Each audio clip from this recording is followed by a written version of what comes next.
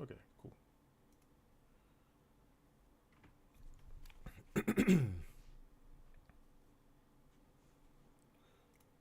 Okay.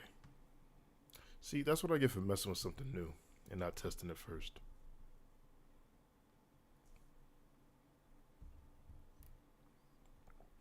But anyway, I apologize about the confusion. Welcome, welcome, welcome. If you're catching this as I'm talking, thank you for joining. If you catch this on the watch back, also thank you, thank you, thank you for joining. Thank you for coming in. Let me just give it a second, and then I'm gonna start the breakdown. Had a little technical difficulty there, but we back. We live with it. 1 second. Make sure everything's working order. Know what I forgot to do is I forgot to preset up some runes, but we're gonna talk about most of them anyway, so it doesn't really matter. Doesn't really matter.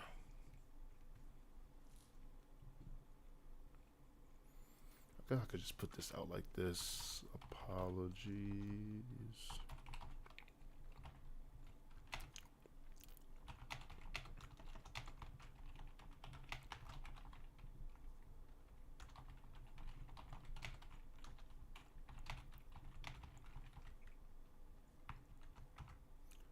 Okay. I think everything is in order. And I'm going to do this like I do most of my streams, where I do kind of like a monologue breakdown. Obviously, if people pop in and they want to talk about some of the things that I'm talking about, they want to throw their 2 cents in, or if they want me to speak on something specifically, we're going to jump in and we're going to do it. But yeah, it's basically I'm going to break this down. Runes first, then talents, then the comparisons, things of that nature, and then we close out the stream and everyone gets to go home. So I did a video on the Resto Shaman, right? That's up on the channel if you want to check that out, where I went over the runes and the talent builds and things of that nature. And I did a stream on the Arcane Healer, or the Arcane Mage, whatever you want to call it. I did a stream on the Mage Healer where I did the same thing. And at first I was going to double up, or actually I was going to single out the Priest. I was just going to do Disc and Holy. Then I was like, Disc and Holy are kind of not even two sides of the same coin. They're almost kind of the same thing, whereas one is more focused on buffing like your party and your raid. Like they have more power in that aspect. That's discipline. The other is for more throughput direct healing. Even though both can obviously are using the same spells and doing the same things, they do differ, right? So I figured, you know what, why not just lump them together? Because I think, especially with the rune options, until I hear otherwise, until I see otherwise, I don't think runes are not like spec exclusive, right? Holy Disc and Shadow can use all of the same runes. Now, how much do they benefit? That's left to be determined, but there's no spec specificity. Pardon me. So I figured it was just easier to talk about Disc and Holy in the same light. So starting with the runes, some of these options are pretty straightforward. Some of them are like, they have flexibility, but that's like with every spec. With the, what is this, the chest rune, I think it's pretty clear. Like, I'm just going to ignore Void Plague, right? And I'm going to ignore Twist of Faith. I'm not going to say completely that these two runes have no benefit to a priest, but when your role is primarily to heal, I don't know how much, Twist of Faith, Mind Blast and Mind Flay doing more damage, or adding another dot to your rotation is going to help. You know what I mean? So let's try to operate within the roles that were meant. But the other two, we have Serendipity, we have Strength of Soul. So Serendipity is a talent that comes later on. I believe this gets added in TBC, but they're bringing it back for vanilla, where every time you heal with Flash Heal, it reduces the cast time of your next lesser heal, greater heal, or prayer of healing by 20% for 20 seconds, stacking 3 times. And this is a really, really good throughput rune. And honestly, there's something like this that's in Dragonflight. So Serendipity is always kind of a staple, really for the Holy Tree, because that's where it comes from, the Holy Tree. But it's a staple priest thing. And the reason why I say it's good for your throughput, because outside of like lesser heal and heal, greater heal and prayer of healing have longer cast times. So reducing their cast time by a maximum of 60% really makes those two abilities powerful, right? It's almost as fast as the Flash Heal. I guess not issue, but the thing you have to be note of when it comes to serendipity is that it does increase your mana consumption, especially when you use abilities like Prayer of Healing or Greater Heal. Prayer of Healing is kind of mana hungry anyway, so you want to be careful if you are making the use of serendipity. Looking at your mana, if you don't have good, at level 25, I don't know how much, how well our mana regeneration is going to be on the healer side of things, but I would imagine, unless there's just a plethora of new MP5 and spirit gear, mana conservation is going to be pretty important. So I don't think it's going to be, I don't think, like, example, I don't think a holy priest rotation, or just a priest in general, I don't think their rotation is going to be flash 3 times just to get to prayer. You know what I mean? Like, that's a lot of mana that you're using that you may not be able to get back. So, but all in all, serendipity is a really, really good throughput rune to use. The next rune we have is Strength of Soul. It even got my name in it. And this causes your Lesser Heal, Greater Heal, and Flash Heal to reduce the remaining duration of weakened soul on targets by 4 seconds. Now, there's a lot of things I want to talk about with this town. So, number one, if you don't know what Weakened Soul is, it's the debuff that you get whenever a priest puts Powered Shield on either themselves or a player, right? It prevents another application of Powered Shield. So this way, priests just can't spam Powered Shield and have, like, infinite absorbs on everybody. Like, that's basically what it is. This rune reduces the duration of Weakened Soul, which I think baseline is 15 seconds, but we can double check really quick. I'm pretty sure it's either 15 or 12. Let's see. No results. What you mean no results? Did I spell it wrong? Go look at my education. There it is. I did. Oh, it doesn't even tell you. What do you mean it requires cat form? Let's just open it up. Open a new tab, and we'll shrink it out real quick. Where are you, Weakened Soul? There we go. 15 seconds. There it is. 15 seconds. Cannot be powered shielded. What? That's weird. But anyway, 15 seconds. So every time you heal with one of those listed spells, if you have the Strength of Soul rune, it's going to reduce that duration by 4 seconds, right? So this is a rune that I think really helps out spot healing, tank healing, triage healing, things of that nature, where you have not necessarily AoE damage going out or mass rate damage going out, but you have this person has a debuff. You powered shield them. You heal them up with these heals, right? You're using flash heal, using greater heal. You're probably using heal, probably not using lesser heal, but probably using heal, greater heal, flash heal. And honestly, by the time you get 3 flash heals off, Weakened Soul is pretty much gone by that point.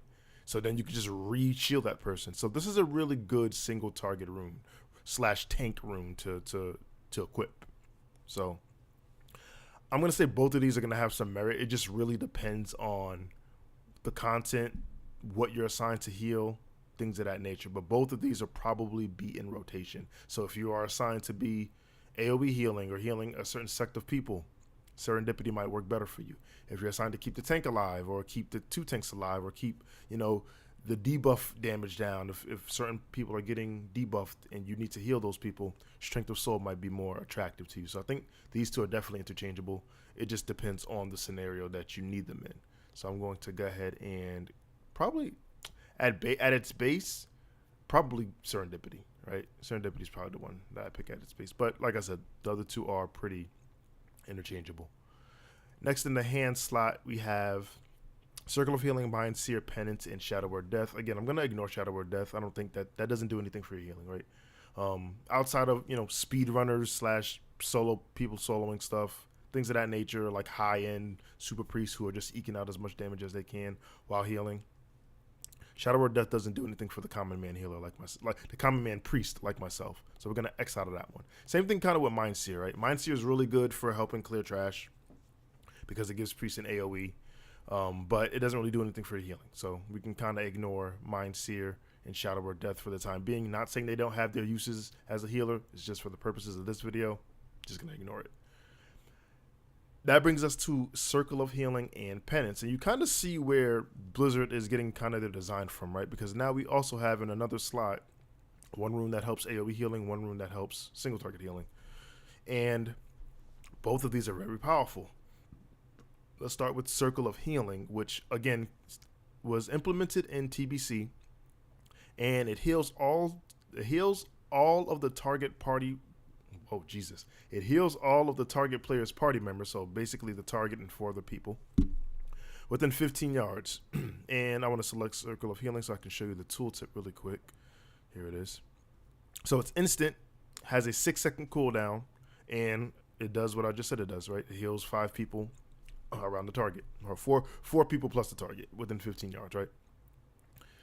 And Circle of Healing, so the fact that it has a 6-second cooldown tells me that it's a later version of Circle of Healing, because if I'm not mistaken, the TBC version of Circle of Healing didn't have a cooldown. It was just you press it, and that was kind of broken. Circle of Healing, a spell as strong as Circle of Healing needed a cooldown. You can't. That's like Wild Growth not having a cooldown, right? You just keep pressing it, you keep pressing it, you keep pressing it, and then it's kind of broken at that point. But this version has a 6-second cooldown, and it basically does the same thing that it's always done. And again, this is a rune that you take dependent on what your healing role is.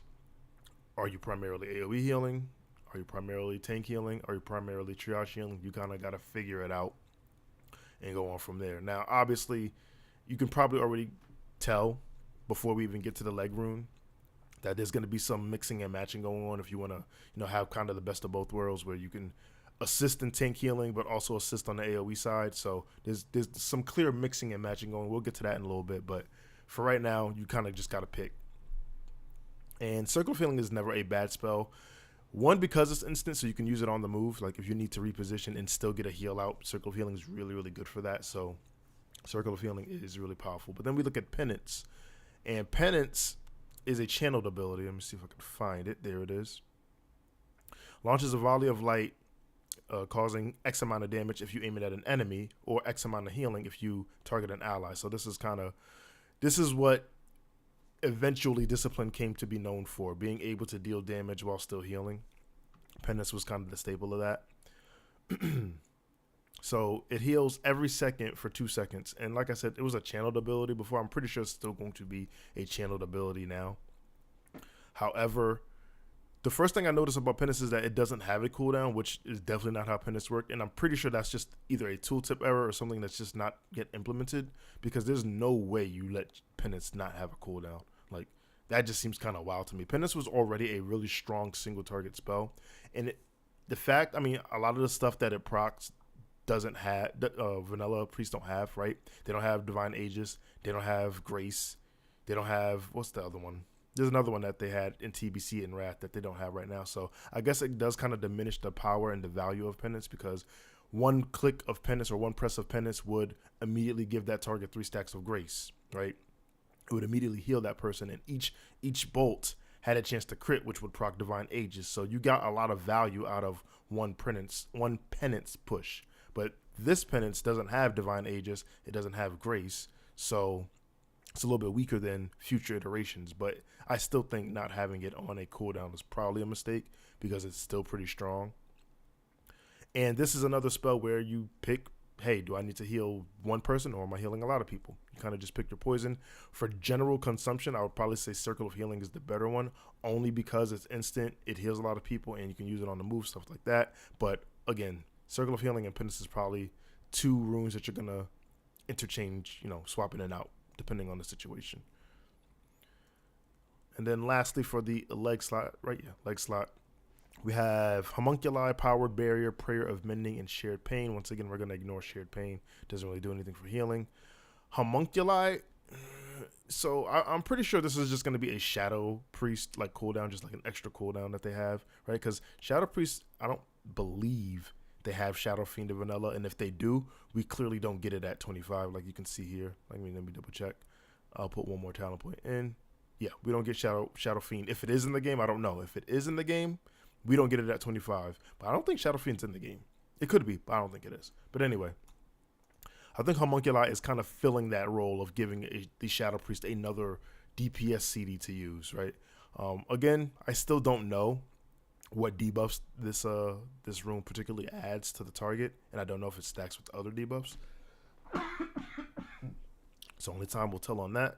But I don't think Homunculi is going to be really good for healing anyway. So I just want to break it down real quick. But let's go to the 2 that I think are really going to be useful. Powered Barrier, I've spoken at length in other videos and streams. It's an incredibly powerful cooldown for your raid group. It places a barrier down, and the people under the barrier take 25% reduced damage, and they have spell pushback immunity. The change with Powered Barrier, which I don't think I mentioned in my other stream when I talked about it, is that Powered Barrier only affects party members. That's not how it worked when it got introduced in Cataclysm. It affected the whole raid, pardon me, which thus allowed, high-end guilds to just basically stack Powered Barrier and ignore mechanics. I've said that before. But this version only affects party members. So in a 10-man like Black Fathom Depths, this is really good because half of your party is going to be taking 25% reduced damage, right? So that's a really good, really powerful CD. The other use of this is kind of using it as like a pseudo tank external, because Discipline doesn't have pain suppression. So what you could do is place this on the tank, and now the tank is taking 25% reduced damage, right? And if both tanks are taking damage at the same time, double the value. So Powered Barrier kind of has some decent uses. It is a 3-minute cooldown, so you're not going to be able to use it, all the time. But I think 3 minutes in the world of Classic, 3 minutes is a godsend in my opinion, because there's a lot of cooldowns that are not 3 minutes, right? Like the infamous ones is like Shield Wall, right? Shield Wall is a 30-minute cooldown. Shield Wall, it reduces damage taken by 75%, so you almost get half that quality, but in much less of the time. You'll get more than one use in one fight of Barrier before you get more than one use. I think you get how many uses of Shield Wall in a typical raid night?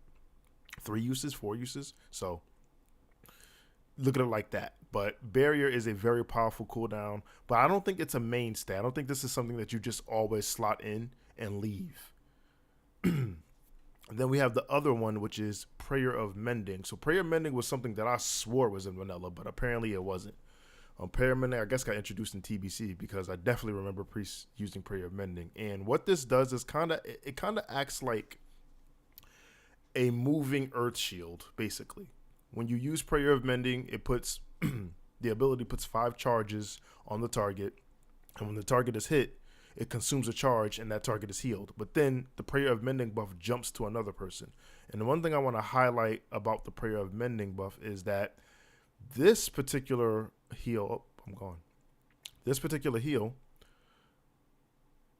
affects party and raid members. So this is, to me, is one of the few spells that I could think of off the top of my head that affects both party and raid members. Not too many spells affect both. You have some like Powered Barrier we talked about that only affect party. A lot of totems only affected party members. In TBC, heroism only affected party members. That's why you brought 5 shamans, so you can have a lust in every group, or 4 shamans for every DPS group. But Prayer of Mending is one of the few spells that affect party and raid, which makes this a really good smart heal one, and a really good efficient heal, because you don't have to pick and choose who it heals, right? It just jumps to the next person within 20 yards. The other great thing about Prayer of Mending, let me see. I don't think I have to select them to see it, but I'm doing it anyway. The other great thing about Prayer of Mending is that it's instant cast. So again, you can use it on the move. If you need to, adjust your positioning, if the tank moves too far, it's really good. Instant cast spells, especially ones that heal, are really good in the land of vanilla, where there's not really a lot of instant cast spells, right? Pre any runes, I think the Druid was probably the most mobile healer, because it could use Rejuvenation, which was its most efficient heal on the move. Like Priest had Renew, but Renew wasn't nearly as good as Rejuvenation. So having access to Prayer of Mending, and if you took Circle of Healing, you have some decent movement here going on now.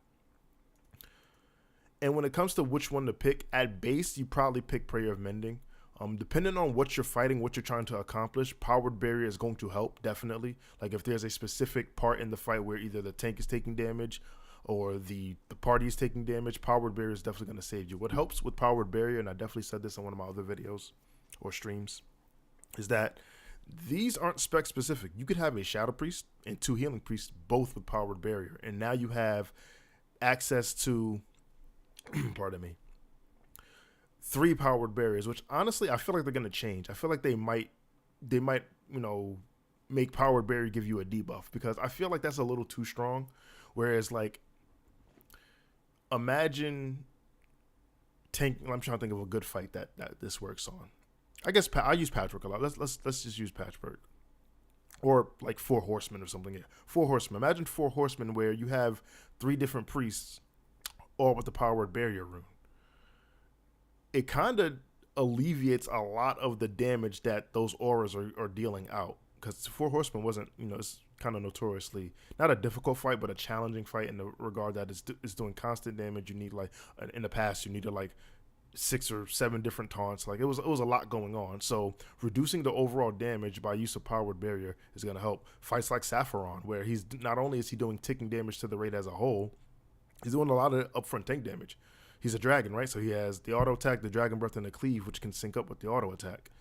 Powered Barrier alleviates the tank from having to use things like Shield Wall, or maybe really save Shield Wall for later. So Powered Barrier, I feel like there's going to be a change where you can't just have multiple priests just have Powered Barrier and say GG to whatever raid damage is happening. I feel like when you put Powered Barrier down, it's going to put like a debuff on the targets under it for like 5 minutes or something like that, because the implications of Powered Barrier to me just seem really strong. But at baseline, just for, generic play, you probably pick Prayer of Mending. Powered Barrier you use on an as-needed basis, and there's probably going to be points where you need it. And that's really it for the runes. So, like I said before, a lot of the healer runes, like if you ignore the shadow runes, a lot of them are interchangeable. Like Strength of Soul and Serendipity are interchangeable. Penance and Circle of Healing are interchangeable, and so is Prayer of Mending and Powered Barrier. Now, if you are just primarily AoE healing, then this is probably what your setup kind of looks like, right? You have Serendipity for reduced cast times on Prayer of Healing. You have Circle of Healing, which is an instant that heals 5 people. And then you have Prayer Mending, which is just jumping by itself, healing party and the raid. A quick mix of this is you could take Strength of Soul, right? And now you have access to more powered shields, but you still have the AoE ability of Circle of Healing. It does have a cooldown. It's a 6-second cooldown, but 6 seconds isn't really a long time.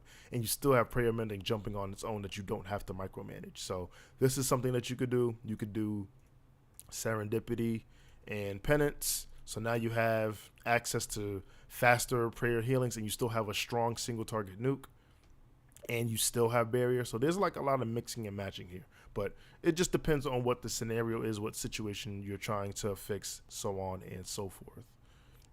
And now let's look at the talents, and this is where things kind of got a little tricky, because there's like, I looked at the Season of Mastery, like builds for Holy, for Disc, for whatever you want to call it, and for the most part, you're still taking the majority of the talents in both trees, right? There's even like a Shadow Weaving build where you take Summon Discipline, you take Summon Holy, and you take Shadow Weaving. So as a healing priest, you can still put up this debuff, which is kind of cool in my opinion. I didn't even know about that until I saw it.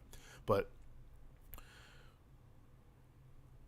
at the level 25 bracket, you really have to think about talent point economy, because you only have 16 to work with.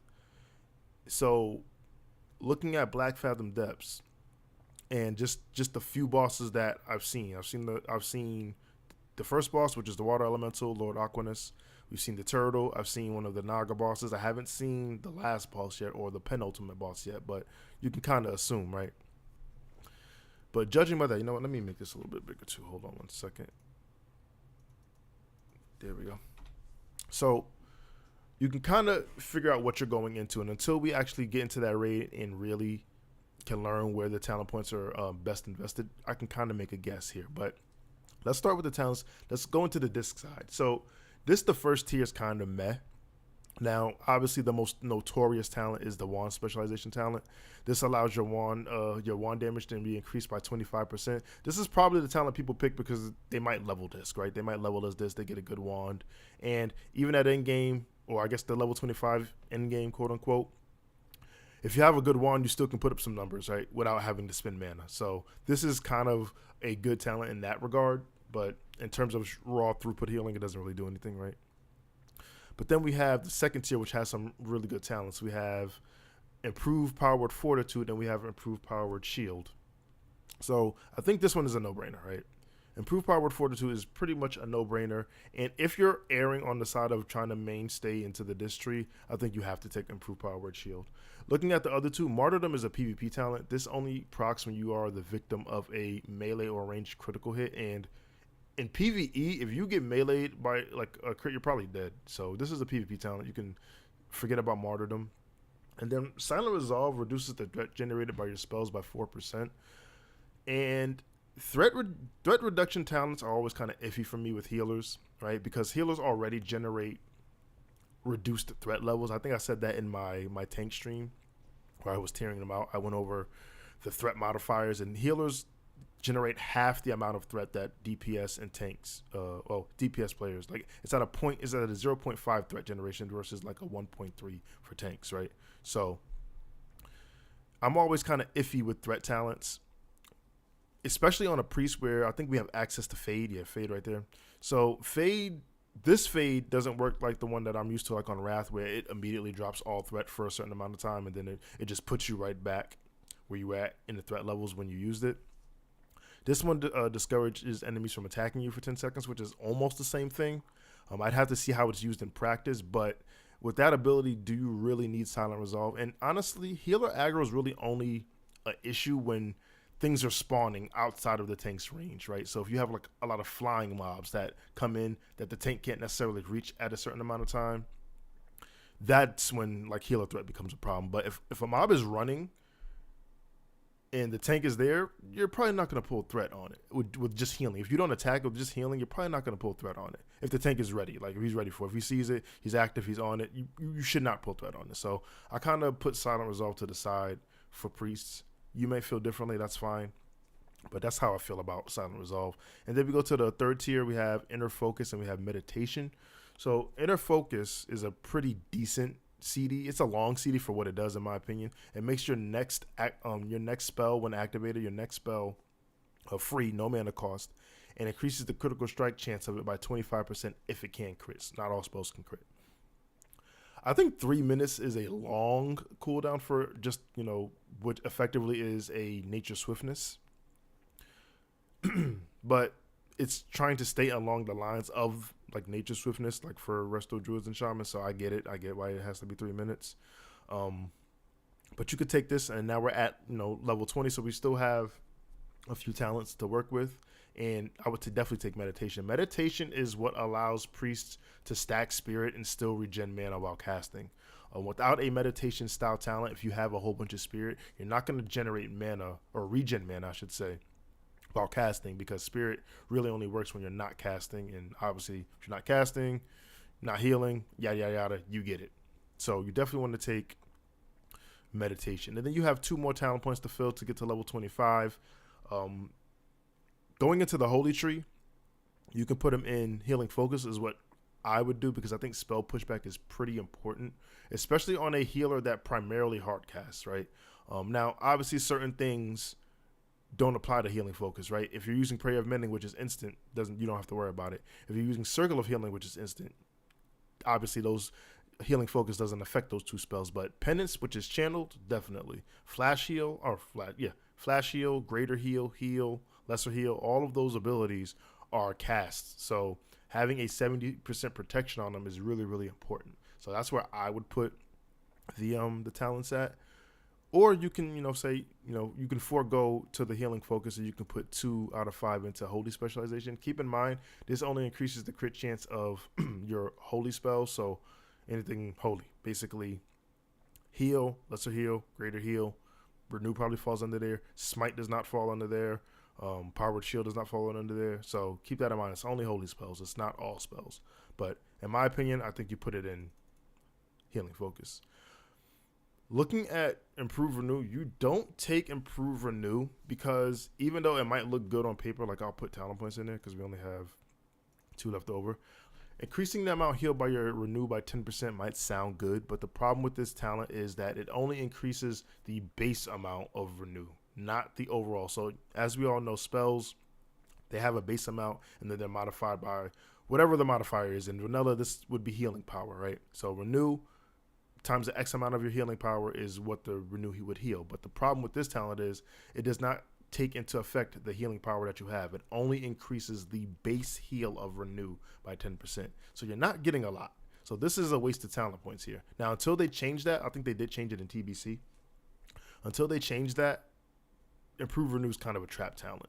So I think you're probably better off going into Healing Focus. And this is kind of what a disciplined priest, quote unquote, would look like, right? Because you have the important talents, my bad. You have Improved Powered Fortitude, which increases, the buff of your Powered Fortitude. Very strong, very, very strong talent. You have Improved Powered Shield, which is kind of like a Disc Priest bread and butter, especially if you're running Strength of Soul. You have Meditation, which is super important for your mana regen, and you have a small cooldown in Inner Focus, which, like I said, is kind of like a Nature Swiftness for priests. Now, I don't know if priests are going to generally run this build up, but I think there are definitely going to be people who want to try out Disc as a mainstay because of the new runes and the excitement, so on and so forth. But to me, and one thing that made priests always great is the fact that they were so versatile. I think the most versatility comes from the Holy Tree and going deeper into that tree. So let's build it up real quick. So in the Holy Tree, if we're starting off fresh, we're starting out and going to the level 25. I think, again, you get Healing Focus because as a primarily hard-casted healer, having spell pushback protection is really, really, really important. I definitely think you max out Holy Specialization and you skip Improve Renew for, the previous reasons that I had mentioned. And then we go to the second tier where we have Spell Warding, which reduces all spell damage taken by 2%, so it goes up to 10% when you invest into it. I'm going to be honest with you, I don't know how important this is going to be at the level 25 bracket. Now, depending on the fight, depending on the damage output, all of that can change. But at base value, I don't think you really need this talent, to be quite honest with you. To me, this more screams a PvP talent, even though it does have uses in PvE. Obviously, there are fights like I mentioned before, like Saffron, or just a lot of fights in Nax that just do raid-wide AoE damage that you cannot avoid, where you would get a lot of value out of spell warding. But there are also fights not in Nax that you're going to be running that you won't get a lot of value out of spell warding. So you kind of got to gauge it. But to me, I don't think the 5-point investment is worth it. I think you go into Divine Fury, and this is going to reduce the cast time of your Smite, Holy Fire, Heal, and Greater Heal by a half a second, which I think is really good, especially for the heal and the Greater Heal. Like Greater Heal, you're going to be using, especially if you're tank healing. So shaving off a half a second on there is really, really good. It makes it cast faster. So you get more Greater Heals out, and it only plays more into Healing Focus. So I think you max out Divine Fury. So now we have 4 talent points left over. And to me, I think you put 3 out of those 4 into Inspiration. Inspiration gives your target 25% increased armor when you get a critical heal effect from your Flash Heal, Greater Heal, or Prayer of Healing. So this is really good for tank heal, for when you're healing tanks, because increasing their armor by 25% obviously increases their survivability. There's only really 2 ways to get this buff, from priests and from shamans. And if you're playing Alliance, you obviously know that there are no shamans, so you're the only person who can do this. On the Horde side, it might not be as important because you do have shamans with Ancestral Fortitude. I'm pretty sure, I went over the shaman video, but I'm pretty sure shamans have it early on. Yeah, Ancestral Healing, not Ancestral Fortitude. Ancestral Healing, it's in the second tier, so you don't really have to worry about it if you're on the Horde side. But on the Alliance side, because you don't have access to shamans, I think that puts the value at this this talent at a pretty high premium. And then we only have 1 talent point left over. And with this talent point, I don't think it's worth it to invest into this tree. I don't think it is. So I think there's really, in my opinion, only 3 options to use that single talent point in. And that's either in Holy Nova, which doesn't really do a lot of healing, but it does enough damage and enough healing that you can press it a couple times. It's really for the damage. It's really for the damage part and when you're soloing, because it does do a decent amount of damage, right? It doesn't cause any threat, so you don't have to worry about that. And it's an AoE, so you can put that talent point there. You can put it in Improved Healing, which reduces the mana cost of your Lesser Heal, and Greater Heal by 5%. Or you can put it in Holy Reach, which increases the range of your Smite, Holy Fire, and the radius of your Prayer of Healing and Holy Nova by 10%, right? So with this last talent point, I think the most bang for your buck is putting in improved healing to reduce the mana cost of most of your heals. Especially on Greater Heal. Greater Heal is pretty mana hungry too. So I think the 5% mana cost per talent point is a really good cost. Holy Nova, like I said, you could use if you're leveling, you're soloing. Holy Reach is okay. The thing about Holy Reach is now that we have access to Prayer of Mending and Circle of Healing, to me that kind of diminishes the value of Holy Reach, because Prayer of Healing was your only single AoE spell besides Holy Nova, was your only AoE spell. So if you needed more range, obviously, and you're healing 40 people, so it's a little bit different. But now that we have Circle of Healing, we have Prayer of Mending, and now we still have Prayer of Healing. I don't know if that kind of devalues Holy Reach for me. You might feel differently. A better priest player than me might come in here and say, "Yo, so you're wrong. You're devaluing, or you're underestimating the value of Holy Reach." But to me, it doesn't seem to have that much value. I think the 5% reduction in mana, especially at the lower mana level, like at level 25, where you don't have an incredibly large mana pool, I think this is the better pick. And that kind of consumes it for the Holy Tree. Now, you can also do a split here because both trees do warrant some talents, right? So let's say you wanted to play primarily in the Holy Tree, but you also saw some things in the Discipline Tree that you want to pick up. So for this, and some people might say, well, you need meditation, because how are you regenerating mana? And what I'll say about meditation is this talent, taking this talent, or trying to reach this talent, or attempting to reach this talent, however you want to phrase it, to me is dependent on the gear options available. Obviously, we know with the new raids and even in the older dungeons and stuff like that, there are going to be some new items that's going to come along.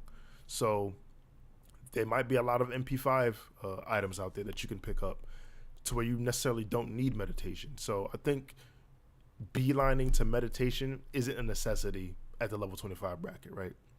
So, but let's say you did want to play Holy Disc, like you want to, dabble into both trees.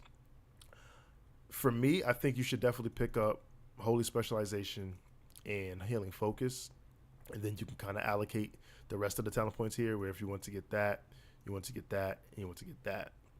Now, we're at level 25, so that's why I didn't go 3 out of 3 into Improved Powered Shield. But these two are the real talents that you would want to pick up in the second tier, which most people would probably want to get to. It does come at a cost, though. It does come at a cost of not being able to have Inspiration, which might hurt more on the Alliance side than on the Horde side, like I said before, because Horde have access to Shamans. But then again, Alliance has access to Paladins, so I have Kings, so might even out, But we'll see. But not having access to Inspiration might hurt a little bit more, especially when people are gearing up and, tanks don't have that much gear on the pre-raid side and they're still trying to collect things. Like, Inspiration can really, really help buffer and shave off a lot of damage taken. The trade-off is now they have more stamina, and you have stronger powered shields, which goes hand in hand if you're playing the Strength of Soul, right? Because now you can apply more powered shields, especially if you're tank healing. So you have to look at that trade-off and figure out which one is better. You also lose out on the faster cast time on Greater Heal, which means not having this talent might make you lean more into playing Serendipity. So again, you kind of have to weigh your options here. To me, getting to Improve Powered Fortitude and Improve Powered Shield does not come free of charge. It costs you, it costs in a total 2, 4, 9 talent points to get down here. Out of those 9 talent points, 5 of them are going to a talent that really doesn't contribute to your healing. So you're contributing more than 50% of your talent points to get to on a talent that's just something that gets you. It's a means to an end. So you kind of have to gauge it like that. Like, I'm spending 5 talent points that could be placed in a faster Greater Heal that can get me to Inspiration. But the trade-off is, again, you're getting a stronger powered Fortitude, which goes a long way, and you're getting stronger powered shields, which you have to decide what the value is on powered shield. And honestly, that's why I took the point out of powered shield, because I feel like even in like a 40-man setting, you're probably not casting Power Word Shield over and over. Like, you're gonna be healing, right? Like your primary healing spells are probably going to be Greater Heal, Flash Heals, things like that. So you have to figure out how much value you're getting out of Power Word Shield. But if you did want to dabble in both trees and you want to still take up Holy Specialization, still get healing focus for the pushback protection, but you still want the improved Power Word Fort and you still want improved Power Word Shield, this is kind of a way to do it. I don't think I talked about it, but we can go over it real quick. Unbreakable Will increases your resist chance on stun, fear, and silence effects. That goes up to 15%. Now, there are fear in stun effects and silence effects in PvE, but to me, they're few and far between. Pardon me. And it's only a 15% chance, right? If it was a little bit higher, like look at the Orc Hardiness ratio. That's a 25% chance, right? So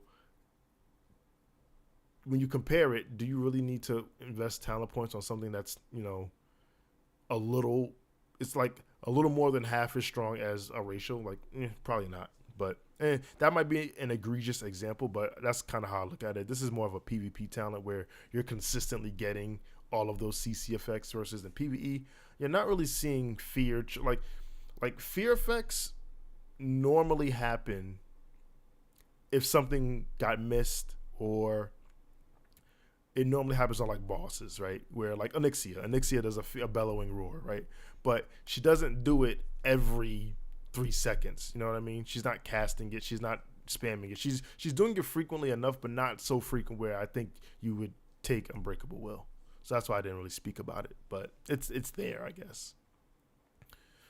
And that's really it to me for the Holy and Disciplined Priest. Now, when it comes to comparisons and like what healer I think is going to be, the better healer at the level 25 bracket, I still think priests are the most versatile because they can do both. They can single target heal very well. They can AoE heal very well. Most of the other healers have like specific niches, and they're not as versatile as the priest. As an example, if we look at Shaman, which is my most recent video, so Shamans, they single target heal pretty well. They have, they will eventually have access to chain heal, which is their AoE heal, and then now they have healing rain, so they can kind of compete in the AoE market. But beforehand, they weren't able to do it. Like, they didn't have those runes. So, and granted, Priest never had Circle of Healing or Prayer of Mending, but Priest still had Prayer of Healing. So, and Priest had Renew, which, as much as I gave Renew, it's still a hot that Shamans didn't have. So, Priests still are way more versatile in every role versus being strong in one role. Like, Shamans are really good when it comes to healing 4 to 5 people that's kind of close together because of chain heal, right? Prayer of Mending doesn't really need anyone. It doesn't. One, it can heal the raid, which is really good. 2, it has a bigger range than chain heal. I think chain heal's range is 15 yards, whereas Prayer of Mending is 20. You know what I mean? Plus, you can increase the range of Prayer of Healing by 10%. So priests are just very versatile. They're not stuck into one specific healing role, and dependent on the layout of the fights in Black Fathom Depths, I think it's going to play stronger to the priest because the priest, again, can adapt to every situation with really a rune swap, right? And for the most part, you, like, as an example, we can do this setup. I can use this setup right here and still be a strong single target healer as a priest, which is nutty. So shamans, paladins, druids don't really have those options to be great in all particular roles. Like, paladins are really strong tank healers. They're really strong single target healers. They're really strong triage healers. Not the greatest in AoE. Druids are really strong at movement, right? They have rejuvenation. They're really good at blanketing. They're really good at combating dots and combating consistent damage, like the AoE ticking aura on Sapphiron. Burst damage, not really their strong suit, right? So priests can combat all of those categories. So I think Priest has a shot at being the best, one of the best, if not the best healer still, like just by virtue of its versatility, but only time will tell. I'm probably going to do a tier, like I did a tier list for the tanks. I'll probably do a tier list for the healers as well once I'm done with the all of the healers. So I've done Shaman, I've done both Priest specs. I think the last 2 are the Druid and the Paladin. Once I get those two out the way, then we can tear it up and we can kind of figure out what healer speculatively, right? I'm not, stamping it. I'm not saying this is definitely going to be it, but what healer is going to be, in my opinion, the best. And I'm gonna get that out before Season of Mastery. Well, Jesus, Season of Discovery comes out. It's crazy that Season of Discovery is like what, a week away. Let me check my calendar. I think it's like next week, right? Yep. Season of Discovery. Okay, a little more than a week. It's like 10 days away. Next week on the 30th, Season of Discovery is coming out, and I'm excited for it. I can't wait. I still think I'm leaning towards Warlock tanking as my main, although I can be swayed, right? I've done a lot of research. I looked into a lot of things, old and new, when it comes to the tanks, and I'm pretty sure I'm gonna have, more than one tank alt. But when it comes to my main, it's probably gonna be the Warlock. I'll see. I might change. I'm fickle. I'm phony, right? Like I'll change up. But yeah, once the Paladin and the Druid videos are done, we're gonna go more into Season of Discovery stuff, and it's gonna be fun. It's gonna be a fun ride. And when it comes to Druid and Paladin, I'm pretty sure I'm going to do those in the same stream. I'm not going to separate them. I'm just going to keep things consistent. I should have done the Mage and the Shaman in the same stream, but I kind of wanted to give different versions of content. But I'm just going to end it out. I'm going to do the Priest. I'm going to do the Paladin and the Druid, same stream. And that'll be it. And then I'll do a tier list for the healers. And then we'll call it a day with the healer and the tank roles. And I keep getting the requests, I just want to talk about it, on DPS roles. I don't think I'm going to be able to get all of the DPS specs done before Season of Discovery comes out. I might do a few in video format, like I'll do the Hunter spec and a Mage DPS spec, something like that. I don't think I'm going to be able to get all of them done before Season of Discovery, but I'll do a couple. Maybe I'll put it up in the poll, and put which spec do you want to see most me break down in terms of DPS, and I'll put up a couple options. But yeah, I don't think I'm going to be able to get all of the DPS specs done. I'll do a couple because people keep asking, hey, so when you can do a DPS breakdown, can you do a DPS breakdown? And I hear you. I'm out here. We see it. We're going to get to it. But that's really it for the stream, guys. If you join me during the live, I appreciate it. If you catch this on the watch back, I appreciate it. It is what it is with me. I like the interaction. If you like what you saw, consider liking and subscribing. And that's it for me, guys. You know the drill. You've been great. I've been Soul, and I'm out. Peace.